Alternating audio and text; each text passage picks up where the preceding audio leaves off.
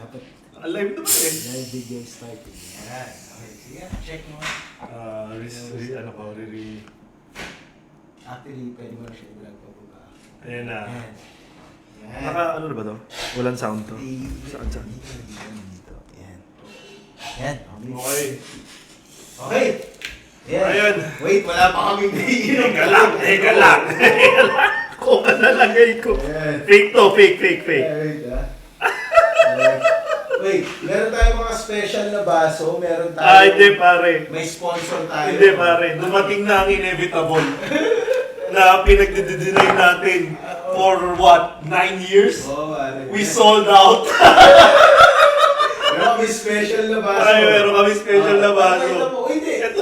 Wait, parehas tayo. Ito na nga. Lefty na ako ngayon. Oh, PCB!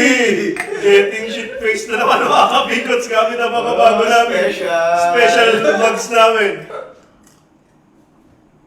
Shout out sa nagregalo sa amin ng bago naming mga mugs. Salamat po. Ayan. We appreciate your thoughts and Your prayers. generosity. And generosity. Unity team ulit. Isa pa. Baka hindi naintindihan ng mga tao eh. PCB. Getting shit face mga kabigots with our new mugs. Tagal namin humihingi na sponsor Oo. para may dumating. Oo naman. At very appropriate yun na bigay. Talaga, very timely eh. Oo. Kasi na-accuse na tayo ng kain suka eh. Hindi, alam mo, Tapos, ang pinakamasakit na accusation sa akin, parang hindi sila naniniwala na ginagawa natin to ng libre. Ay, gano'n? Kasi sabi nila, nagsasayang sila ng oras, tapos wala lang pala yun. Hindi pare ha, hindi mo ba chinek yung ano natin, yung earnings natin? $16 na, $8. Hindi, yung reason may $3 tayo from the last Ayun. Makakabili na tayo ng chichirya. 150, Oo. Please, is a please. Pero tangan na pare, ito kwentuhan lang ha. Pero fuck you Trump, sorry ha. Oh, ano ba yun? Ang taas ng gasolina, dude. Hindi, Ang lala, hindi pero dude, mapapatingin ka na. Kasi ang tansya nila, plus 20 pesos per liter. Well, So ba yun? Alam ko pare na naka-hybrid ka, pero... hindi, malakas kahit yung hybrid ko. Wow! May branding! Yan ang alam mo eh, pare! Mabilis ka tamaan. Ano, parang ako cringy ba? Parang wala ako si Topacio. Oo, parang si Topacio. Anyway, gusto ko lang sabihin na sa mga Pilipino po na nasa US at mga MAGA, ito po ang resulta ng pagsuporta nyo. Sobrang taas po ng gasolina ngayon. Hindi, tsaka hindi kasi tayo. Kasi yung mga pinapadala niyo dito Diba? sa Pilipinas. Sila rin. Mahirap. Hindi, pero may professor, pangalan Professor Young something. Oh. Kilala mo to? Yang. Hindi. So, ano to, it's a Chinese professor. Mm. Actually, Yan? Tapos Chinese? Jung something, Oh. Jiang something. Oh. I-send ko dito sa, very interesting pare. Mm. Ano siya, high school teacher siya sa China. Mm. Tinuturo niya parang Western affairs. or something. Okay. In fairness, tapos pinupost niya yung mga lecture niya. Mm. Na wala, yung mga lecture ng mga high school Chinese parang gaganda, nakakaingit, ang lalalim. Kahit yung mga sagot nila eh. Yung discussion lang nila ang ganda. Pero anyway, ang point is, 2024, this guy, itong ano siya, ang tinuturo niya pare is game theory on geopolitics and history. Okay. So parang ang ginagawa is predictive history. Parang Interesting game yan, theory, oh. ginagamit niya mga past na nangyari sa history para hulaan Kung ano yung susunod. Oo, ano mangyari. Okay. So yung 2024 pare, yung sa lecture na start of the year or something, sabi niya, okay, this lecture and for the whole year now, I'm gonna prove to you that 3 things that will happen. President Trump will be president again. Okay. He will start a war with Iran and he's gonna lose. Are you serious? Oo pare. Tapos may doon, di ba, marami siyang di ba, mga lessons. Nag-deep dive kasi siya each doon eh. Dinaanan niya sa history kung bakit ganun yung nangyari, yung hubris of something, whatever. Ganun, dinaanan niya iba-ibang lecture. Tapos may isang lecture siya doon, yung war on Iran. Pare. Sabi niya, ito yung magiging speech ni Trump sa war on Iran. Sentence, hindi word per word, Oh, yeah, pero- sentence per sentence pare. kuha eh. Seryoso ba yan? Bakit GPT niya? Hindi. Joke lang. Pero malupit. So he's a professor na okay siya, pakinggan yung mga lectures. Oh. Pero anyway, pare, okay, dami nangyari sa buong mundo. Pero wala natin kalimutan, may nangyayari din sa Marami. So, ano nangyayari sa Pilipinas ngayon? Ewan ko, bumabalik na lahat, pare. Hindi, actually, hindi bumabalik lang tayo sa panahon. Hindi kaya, Hindi naman ito. Tama rin. Alam mo naman. Uy, nag-iba tayo. Wow! Wow! Hindi, ang gusto ko sana sabihin is, a country that was once clear yung morals, viable touting, Wala eh. iba na eh. Nung dumating sinabi na nga ni ano ba yun, yung isang priest, bishop ba yun, di ba? Dati, maayos tayo sa society, ngayon, we're doing this. Kasi actually, hindi lang maayos. Dati kasi at least, kahit hindi tayo maayos na tao, meron tayong clear moral fiber. Correct, yun. Kung ano yung tama at mali. Ito tama to. Pero natin ginagawa yung mali. Pero alam natin na Mali ito eh. Oo. Ngayon, hindi na gano'n, pare. Pare, ang problema kasi marami siyang facets. Di ba? Pero ang matunog and talagang close to home is yung the facet of being a misogynist. Correct. Pare, first time kasi, ewan ko, anong panahon lang ni Duterte talaga parang naging commonplace na lang. Mainstream niya eh. Oo, pare, si Duterte ginawa niyang cool maging misogynist. Hindi lang yun. In so many instances, he uses himself as an example and everyone dun sa DDS community nag-cheer. Hindi kasi pare, wala eh. Ano gagawin nila, di ba? Exactly.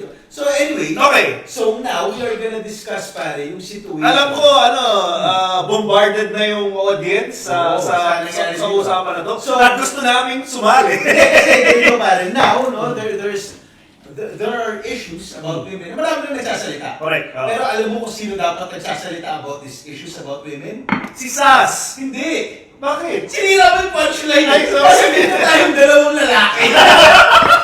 Lalaki rin! Ay, hindi pala! Oy! Hindi pala. Oy! Balik na. Hindi na namin alam eh. Okay. Bago, hindi yung joke. Wow! For someone na tinira yung mga babae, hindi tayo allowed to make over. Wow! Grabe yun ah! Grabe yung bar dito ah! Pero babalik tayo. Okay. Hindi kami nakakatulog. No? Kasi may issue about women. No? About women being in trouble. So we really thought na kailangan namin mag-white knight dito. Oo, Diba? Kailangan namin pare. Kailangan namin nang i-explain sa inyo as guys. Kailangan namin Anong tawag doon? Hindi yung kaya na i-explain. Kailangan So, namin. sorry bata, passing tabi kay Nutriban. Tsaka kay Patibaw. Feeling namin na yung stage namin. Diyan muna kayo sa side. Kami naman. Kami muna. So yun, no? So we have two heterosexual males who will mansplain Kung ano this issue. issue. Anyway, yung papatulan naman namin, mga lalaki din. Dahil mo dito yan, kasi di ko nakikita yung tsura na. Ayan. Pwede mo yun. Salamat. Maraming gusto na yung makalinig ng mansplaining. Siguro mga 90% yan, puro lalaki din. Pare yung market natin, ano eh. Na? 45% male. Oo. Pare. Tapos 10% female. Okay. 45% LGBTQ na nag-message siya yun. Uy, hindi naman yun sa akin sa page yun. Uy, may grabe sabi ko lang, may grabe naman yung isa naman na na magbura naman sa amin dun sa isang mission. Talagang parang, Ano sabi? may utang ba kami sa inyo? Ayun. Patay na nyo, mamatay na kayo. Ganun. Pwede naman po.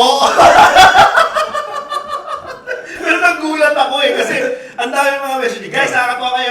Tapos biglang nag-put. Anyway, Okay. So yeah, no? So as usual, As usual. straight male guys, we made this about ourselves. Correct. Hindi, tsaka pare, ang pinag-uusapan nila, tama ba yung sinabi, di ba tama yung sinabi, kami gagawa kami ng macro perspective ngayon. Kailangan angat tayo sa iba eh. Kasi nag-aaway na sila eh, parang, eto, tama ba yung sinabi niyan, sasabihin ni Nutriban, tama ganyan, sasabihin na naman ni Sas, hindi tama yan. Tapos pati si Ann Curtis ngayon, nagsalita na. Si Ann nagsalita na. Ano sabi ng asawa niya?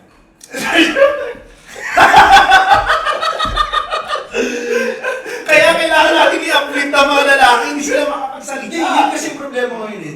Dito sa issue ngayon sa mga babae na to, puro babae nagsasalita eh. Kaya mali eh. Walang voice of men. Correct. Kaya nagkakamali yung mga... Mag-ingat tayo ng konti. Naalala mo pa? Uy guys, baka hindi nyo naiintindihan na satire to ah. May nag-sarcastic comment dun sa isa natin po. Yun na nga! Yun na tinira. I'm like, guys!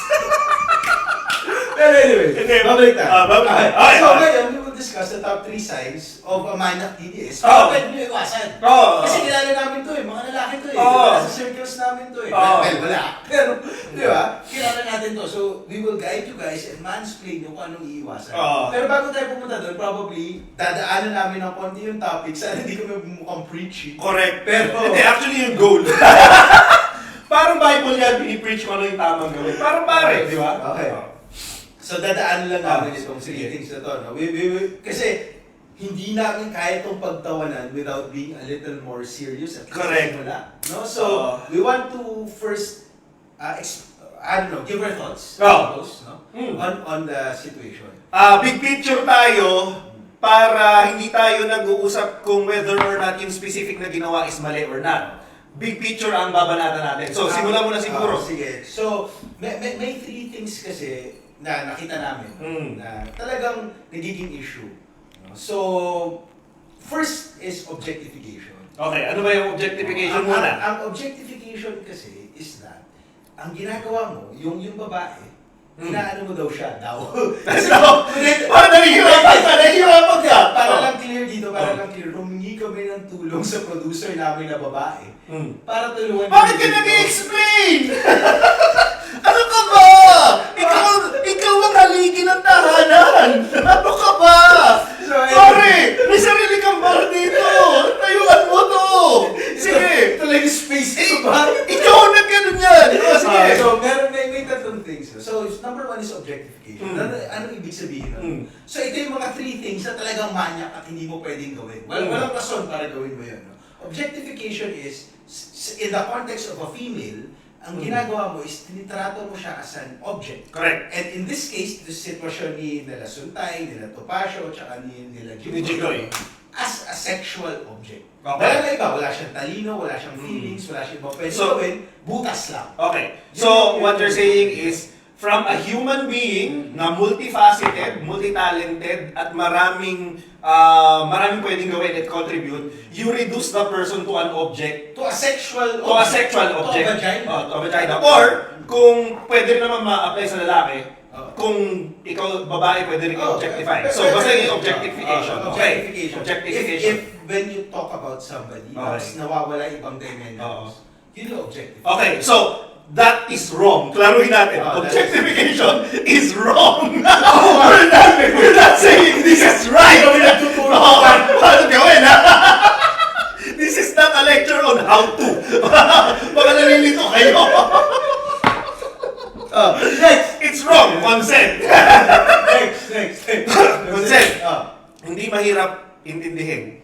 Kailangan the other person, hindi lang babae, hindi lang lalaki, the other person is okay with what you are doing. O, i-nuance natin ng konti kasi paborito ng mga TDS na LGBT yan, sila Tio Moreno. I-nuance natin.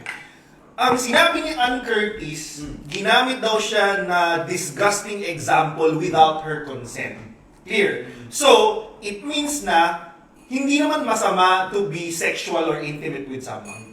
As long as So, payag sila. meron silang consent. Oo. Na okay, gawin natin to. Oo. Meron tayong intindihan na ito yung gagawin natin.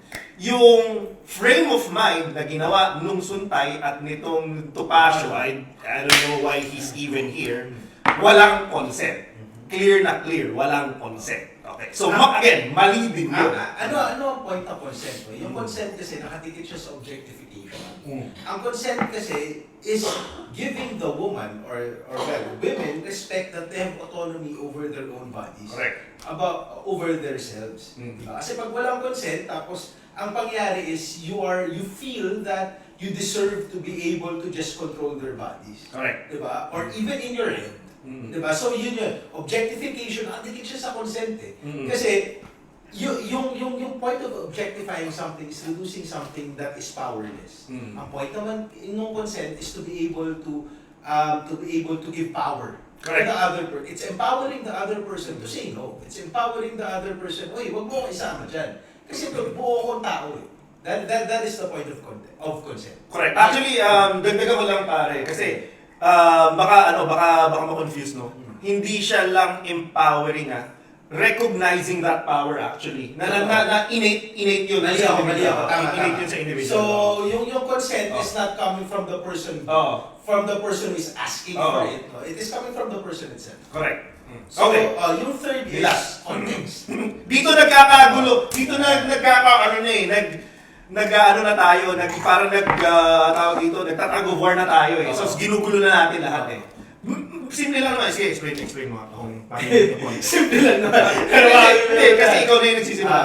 Hindi, kasi yung point of context is that, magsa-start siguro ako sa mga normal na tanong na lang ng mga tao. Ang normal na tanong, so ano, hindi na ba ako pwede magbiro sa asawa ko? Hindi na ba ako pwede magbiro sa kaibigan ko, sa girlfriend ko, or sa ka-close ko, or whatever, hindi na ba yun pwede? Hindi na ba ako pwede maging sexual na tao?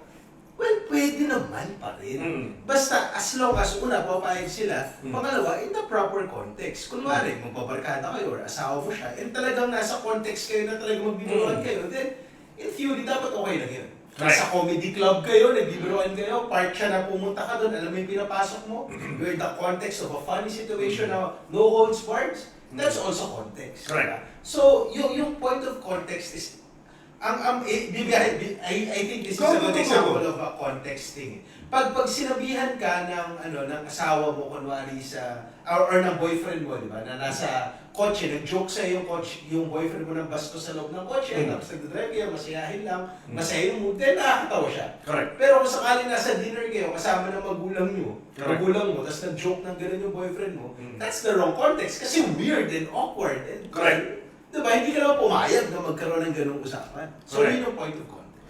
Second, about context lang, makikiisa lang ako. Ang problema ng konteksto po ay nuancing it dun sa politician. The politician has power. Kung si Mang Ernie lang yan na naglalakad sa tabi, nagka-catcall, offensive na yun eh. The difference, if you are a person in power, why? Because you have the power to create policy. And if that person uses these types of remarks and normalizes it, it sends the message to the entire society na, ay, okay lang yan, okay lang pala yan. Tandaan nyo, diba? yung nambabastos sa babae na to, sa mga babae nito, meron silang kapangyarihang gumawa ng batas. Okay, yun na eh. Yun yung nakakatakot. Scary, di ba? Yung si Mang Ernie, nagka-catcall, matatakot ka na, wala pang power yung tao na yun. Ito pa kaya, itong person na, well, obviously, yung mga DDS nga, wino-worship nila si Duterte, ginagawa niya rin to eh. And now we have the chance to actually call this out. Okay, so anyway, clear ba yun? Clear yun, tatlong yun. Okay, Pwede na tayo pumunta sa inuman. Doon na tayo sa mas nakakatawa. Punta na tayo, top 3 signs of a DDS maniac. PCB. Okay. Ano tayo? Number 3. Anong sign na maniac ka, pare na DDS? Wala kang leeg. You are ugly inside and out. And an insecure little man. Teka lang ha? Kaya kami nag-gym at nag-Peace Force para lumabas to eh. Exactly. Oh, exactly. Parang, pare, ang laki nung laban nung huli nila. Oo. Yung huli nilang botones sa polo. Nagipag-gira sa leg nila eh. Kaya nga nag-visit na sa Tupasyo. Pero ano ang point nito? No? So normally, yung mga maniac na itong mga DDS na to pare, they are working out something inside of them. Tumitingin sa salamin, naiirita sila eh. Pare kung ganyan itsura mo, bro. Exactly. Bro. Diba? Tapos nilalabas na lang nila sa babae. And I think that is a systematic thing, pare. Insecure men insecure men become really misogynist. Ano masabi mo dito? Merong pinanggagalingan yung pain na nararamdaman nila. Tapos bigla nang ina-unleash Oo. sa opportunity niyang mag-comment on things like this. Hindi kasi Yan. actually, ganito para lang clear. Yung mga tao kasi, they say that it is just a comment. Kaya sa Yeah. pag parang, hindi kasi yung comment pare, it is a public narrative eh. Correct. So, ang ginagawa niya, sa pagsabi niya yun, hindi lang naman siya nagbibiro eh. Gusto niya ipakita sa lahat na, uy, macho ko, tignan mo, yung mga babae, iniisip ko na, Na ganito ako eh. ganito Diba? ako magsalita. Oo, parang Oo. gano'n eh. Yun yung gusto nila dito palabas. It's not a harmless comment. It is them trying to look macho and to look cool. Diba? Yan yung mga thing nito. Pinoproject nila sa isip nila, pinoproject nila yung strength at coolness na yun when Exactly. they're saying this eh. Exactly, yun nga eh. Bigla- Hindi kasi bari pangit sila, mataba sila eh. Diba? So yun na yung gagawin nila. Exactly. Diba? So, well, Anyway, Next. anyway. next. Number 2, Number 2. parelevant ka lang palagi. You try to hug the spotlight because you are unloved. Ito yung yung jumping into the na lang to eh. What do you call that? Yung the bandwagon. Jumping into the bandwagon. Bakit kailangan magpa-relevant ulit ito si Topacio eh? Why Kasi kahit si Sunitay pare dito, boss. Kung titignan mo yung pattern pare, kunwari kay Sunitay, lalabas siya dito, sisikat siya, di ba? Correct. Ito, tapos bigla ngayon, sinusunod-sunod niya pare yung relevancy niya. Tapos ngayon, siya lang yung tanging congressman na sumuporta dito kay kay VP Sara Correct. pare. So, Nag-no. oo, alam mo pare na nag-hug siya ng media. Correct. Parang, uy, nakachamba ako dito. Isa pa. Ito rin naman si Topacio, meron bang nagtanong sa kanya? Correct. Wala naman may gusto. Hindi, kailangan niya na magsabi pare. Kaya naman magsasalita. Diba? Unsolicited yun sa kanya eh. Si Oo, Topacio, mas classic yun. Tapos ito pare si Jinggoy. Ano sa tingin mo pag sinabi mo yan, feeling mo maniniwala kami ba?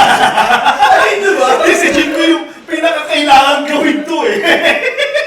May gusto patunayan si Jingo eh. Hindi siya minahal. Hindi siya minahal ng tatay niya Correct. pare. So, di ba? So, ano mas kasi pare ito, this is very true. Kasi ang dami natin dito nakikita eh. Yung mga hindi masasaya sa bahay nila kasi hindi na sila mahal ng asawa nila. Kasi masama silang tao. mahirap yan, pare. Hindi na sila mahal ng mga Mahirap anak yan, nila. oo. Diyan nagsa-start yung mga parang nagiging, tayong mga lalaki Kailangan ko kasi." ng ngayon, kailangan ko na mag-compensate. Oo, Kailangan ko na. Kailangan ko ng sumingit sa mga Oo. usapan. Tsaka pare, nagsalita yung asawa ni Suntay eh. Yan pa problema dyan. Saktong-sakto pa Ano rin. eh? I mean, nagsalita na yung asawa niya, and yet, he's still doubling down. What the fuck? I mean, what the hell? I mean, it's a silent evening sa bahay ng mga Suntay. Hindi kasi ako ang tingin ko nga yung sign ng mga ganitong tao pare ano yan wala na sila yung thing about them is they just chase the spotlight Correct. para pagtakpan yung mga bagay na wala na sa kanila like the love and respect of their wife and kids. Oo, kaya Kasi nga- pare kasi pati yung mga anak niya nag-comment against it.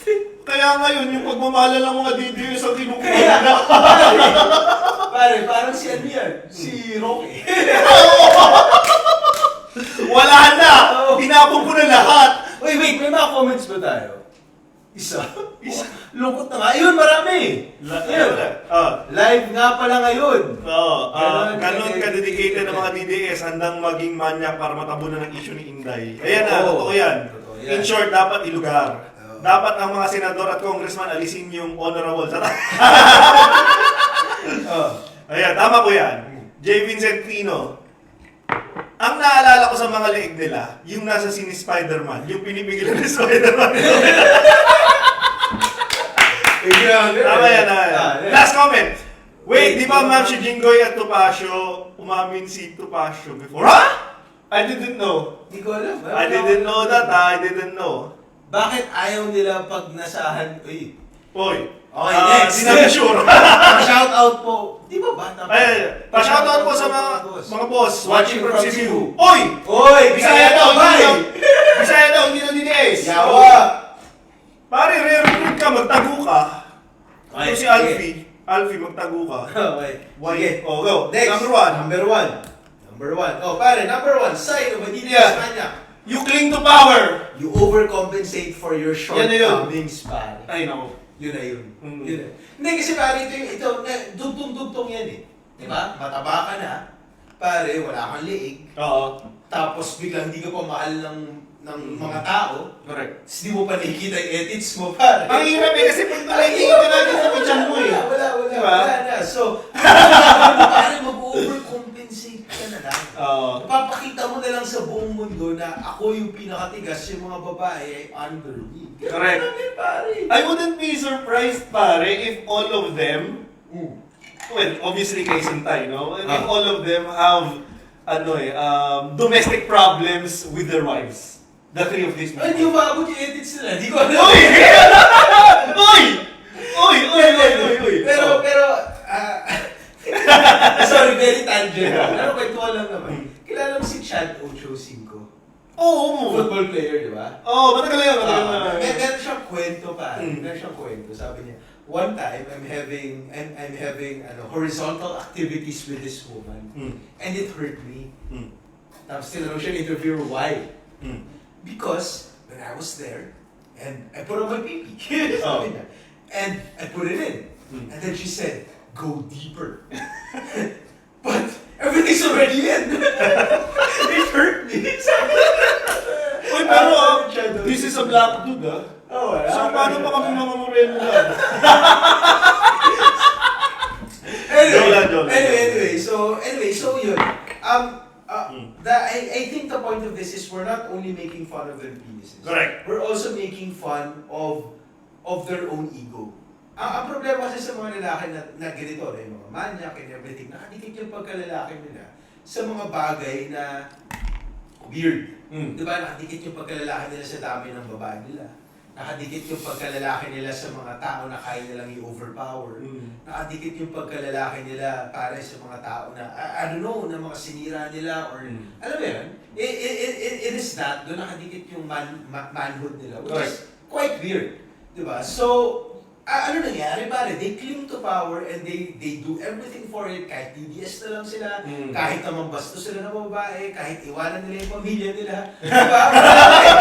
Wala na pare. Ikaw, ano masabi mo dito? Ako, ito yung plague. Plague na when you experience the power, akala mo, lahat ng sabihin mo, pwede na. When you experience the power, lahat ng gagawin mo, pwede na. Hindi mo napapansin na the power is slipping away from you. Kaya, lagi mo siyang ini-insist. Lagi kang gumagawa ng mga bagay to re-experience that feeling, that high. And, the good thing, well, hindi siya good thing. What they're getting it from is this entire crowd of people that gives them that satisfaction. Kasi ang problema dito is, unfortunately, the people are still cheering for Suntay. Yun! The people are still cheering for Topacio. Sa lahat ng comments, pinagtatanggol sila. And everyone is twisting themselves like a pretzel just to defend these Actually, people. doon ako papunta. So these people, they cling to power. Mm. But in a democratic society, Mm. the source of power is people Correct. adoring them. We're talking about insecure, weak little men here. Correct. Na ang gusto lang nila is adoration ng tao eh. Correct. And as long as we people laugh at their jokes, as we people try to, hindi, lalaki naman kasi, boys will be boys, they will continue to do that kasi yun yung hinahabol nila eh. And actually, it's a little sad that we, again, dun sa start natin, di ba, parang we were supposed to know the good and the bad, and now we're just really trying to defend these types of things. Pare, so, It's sad. alam mo kung ano moral lesson dito? Ano? Perfect tayong lalaki. Yeah. Anyway, yan. May mga shortcomings din kami. Totoo lang. Ikaw lang, pare. Oh yeah. Ako lang pala. Oy. May bagong comment ba before we proceed? Sige. Okay, tingnan muna natin. Grabe. Wala pa. Shout out po. Ay, Oy, guys, ito. Pupunta Meron na tayo kami- sa next part. Mhm. Meron tayong special guest. Oh, actually. No, meron tayong special guest ngayon. No? Ila-live interview namin. So ilan pa ba nanonood? Ilan pa ba? 15. May 16. Okay, na so nanonood. sana nanonood kayo ngayon. We have our live special guest. Correct. Ano, simulan na ba natin? Ay, nako, kanina pa naghihintay pare. Ilalagay mo lang, i-bring out mo lang sa Meron ano. tayong live guest ngayon, nakasali sa atin through Zoom. Sa Zoom. Naka-Zoom doon, no? So, sige, ito. Ang hirap interview nito. Pare, ang ating live guest, pare, si VP. Si VP mismo. Pare, ang VP natin, ang live guest natin ngayon, si VP Sara Duterte. Meron tayong live interview sa Sige. pare. Simulan na natin. Simulan na natin. Magandang umaga po. Magandang gabi. Magandang gabi, VP. Magandang Pasensya ka gabi, na VP. sa... Medyo sa nagagalan kami. pag-intro namin. And sige, magandang gabi po. Assalamualaikum warahmatullahi wabarakatuh. Madayaw, umayong adlaw kaninyong tanan. Magandang araw sa inyong lahat. Uy, salamat, VP. Salamat, magandang araw. Pagbati sa atin ni VP, pare. Bisaya, yung Bisaya. Nakikita mo kay VP talaga Very na- respectful pala si VP. Very respectful siya talaga ano siya. She talks to all, everyone. Oo, Kasi oo. Bisaya, Bisaya, Tagalog. Wala siyang iiwan. I feel included. Ako rin sa usapan na yun. Very, very inclusive. Kung may masasabi ko kay VP, Mhm. she is a very inclusive person. Tama talaga yung napunta sa akin yung mag na to eh. Kasi nagsisimula na ako ma-convert. Ako. Ikaw si Marcos ka pa rin, pare. VP. Kung nakikita nyo yung bags namin. Bags namin. Anyway, pare, anyway. Kita mo ako kay VP. Oh, sige, Okay, oh, ako sige, na oh. magtanong. Sige, Okay. sige. So VP, no, ngayon, noong 2025, nag-resign ka sa gabinete ni Pangulong Marcos, ni Pangulong BBM, at nagtataka ako kung bakit. Kasi close kayo tumakbo eh. Tingnan mo, i-ano natin yung Di ba mga sabi namin. mo ano, I love you, BB? Oo, so, anong dahilan kung bakit ka umalis? Ang balita namin na walan ka daw ng budget. Oo. Tingnan natin. Yan natin. This is an example of politicizing the budget hearing through the questions of a senator. Ang problema niya kasi, nakalagay yung pangalan ko doon sa libro. At yung libro na yan, ibibigay namin doon sa mga bata. At yung mga bata na yan, may mga magulang na boboto. At yung pangalan ko ay nagkalat doon sa kung saan man ibibigay yung libro. The opportunity Okay. Medyo nalilito ako na ako. Hindi pare. You give proper respect to Correct. the VP. Oo. Ang sitwasyon kasi dito is, Sige! Tuloy mo, pre! VP, pasensya na, kailangan ko lang explain. Explain mo sa akin, nalilito VP, na ako pasensya eh. na, kailangan ko Oo. explain sa kasama ko dito. Oo. So, ang nangyari kasi doon is, pare, Mm. tinanong siya ni Lisa Ontiveros tungkol dun sa libro niya, pare. Ganun ba? Deputy Secretary siya, kumuha siya ng libro. Ano ba Correct. ginagawa?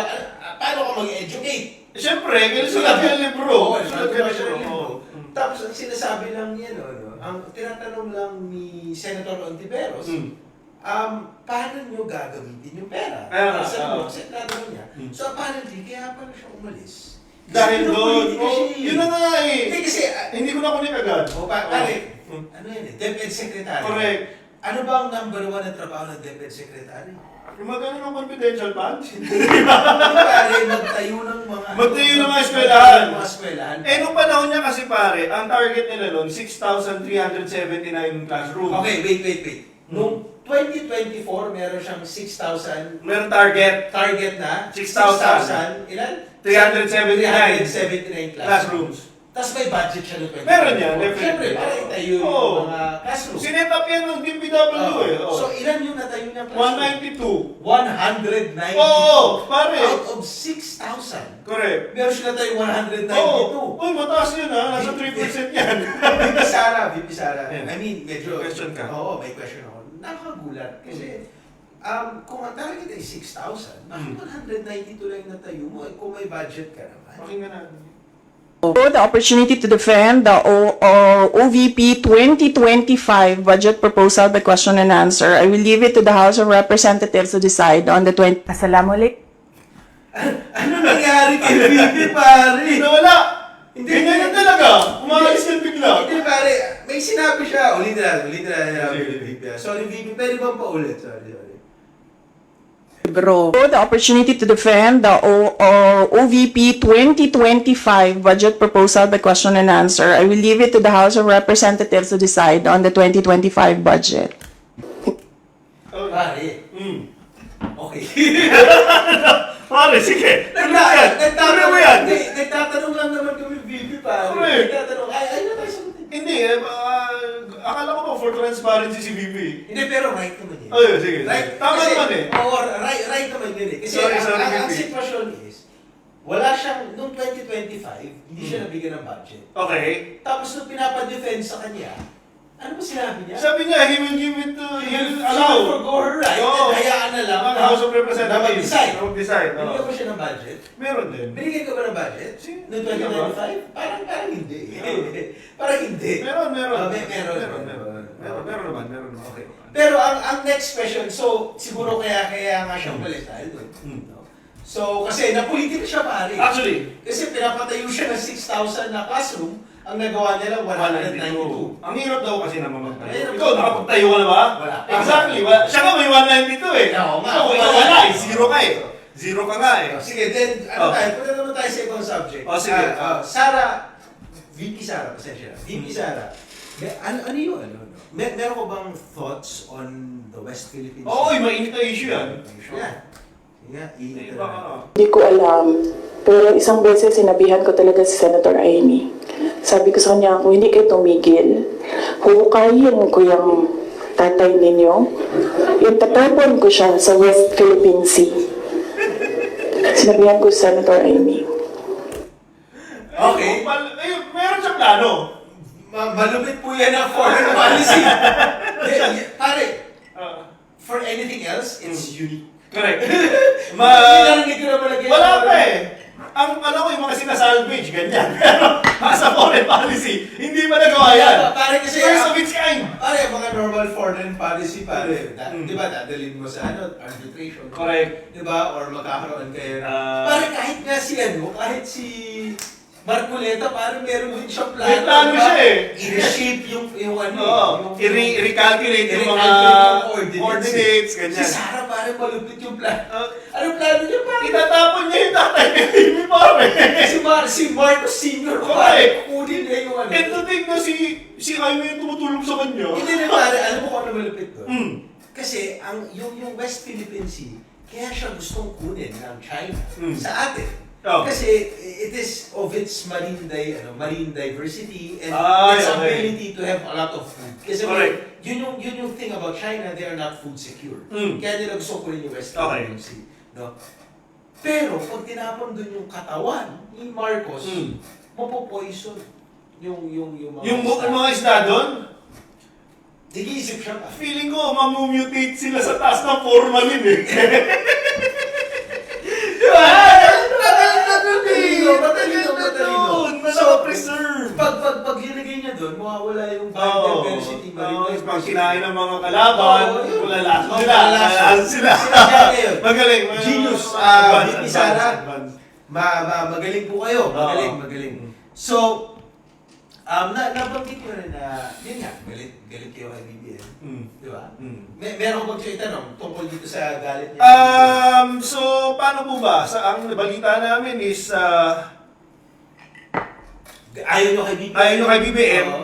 Ngayon, ano po ba yung plano po ninyo para managot po si BBM? Kasi gusto nyo, sabi nyo, nakita mo nung first week na ano kayo, punong-puno ng katiwalian. So, paano po siya magiging accountable sa inyo sa tingin ninyo? Oo, ano po yung mga gagawin ninyo sa justice system? Kakasuhan niyo po ba si Oo, BBM? plano po ba kayo? Paano natin gagawa ng paraan si BBM? Gusto ko tanggalin yung ulo niya ba?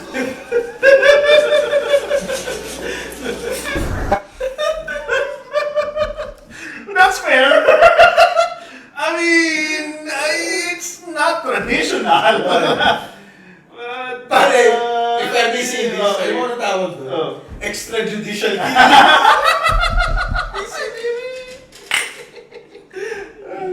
I mean, that's not how I'm going to do it, but to each his own eh.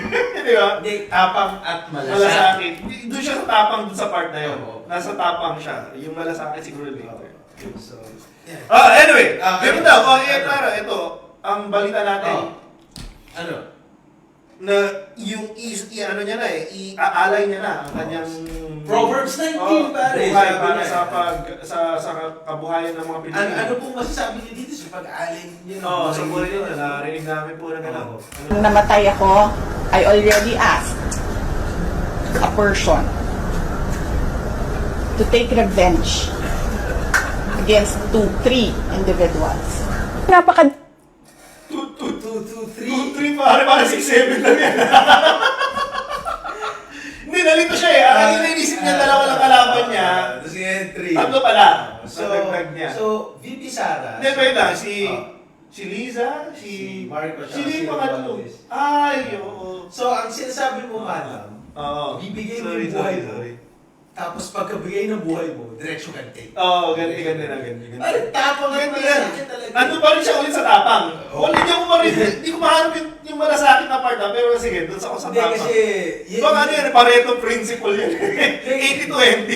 80-20. Ganun talaga siguro. Pag ibibigay mo yung buhay mo, Kailangan may ganti. May ganti kang pinaglalaban. Sige, tignan natin. Oh, sige. So, ano bang May mainit muna. Ito lang pare. Current event sa ng question ko dahil mainit po ang gera na nga po ngayon sa gitnang silangan. Ano ho ba ang plano ninyo para doon sa mga OFW doon? Kailangan kong i-repatriate. Okay, sige, pahinga natin. VP Sara. napakadali magpadala ng eroplano eh. Pala eh. Sa totoo lang. Alam niyo ba nung COVID na panahon, madami ang na-stranded na mga tiga Davao City dito sa Manila. Ayun pala pare. Napakadali. Nagkontrata kami ng commercial airline. Sabi namin, isasakay namin sila lahat, babayaran namin kayo using COVID funds. Gamitin ko yung funds. So, ilang beses namin ginawa iyon. Hindi ganyan kahirap magpadala ng eroplano kung saan mo gusto kumuha or mag-rescue ng tao. Ayun pala pare. VP Sara, maraming salamat. Klaro eh. Pero, lang pala. Pero, wait, para may lumalabas na info ngayon sa balita. Oo, sabi- ano nakikita mo? Sabi sa dito, balita? according to Arab Emirates, Emirates all flights are suspended until further notice. Paano po ito, VP? Paano ito, Suspended VP? ka? Akala ko madali lahat. So, ano po masabi natin? Ang ina ninyo Ay, dali naman! lahat. Ay, dali naman! Si VP na, nagtatanong lang kami! Sandali! Wait. Umalis siya, pare. Umalis? Tumawag siya? Oo, nag-out. Tumawag siya? Nag-out si VP, pare. Ano ba yan? Nagtatanong lang tayo eh. Mabilis magalit pala ni VP, no? Matapang talaga! Matapang pala talaga! Nakita mo ba? Nakikita niyo po, audience, that's our try on creativity. Comedic value. Or comedic violence, whatever you want to call it. Anyway, para sa 14 na nanonood, marami pong salamat. Ano ba nangyari Ay. sa'yo? Alam mo siya ito maaga, ang bilis na. Hindi, nakita mo ba itong t-shirt ko? Ano ba yan? Ano na kasi? Hindi na talaga ako iinom. Last na to. Last na to. For today. Ayun. Wait, yung producer natin, meron ko bang comments tungkol, meron ko bang gustong sabihin regarding dun sa answer this issue, given that you're a woman?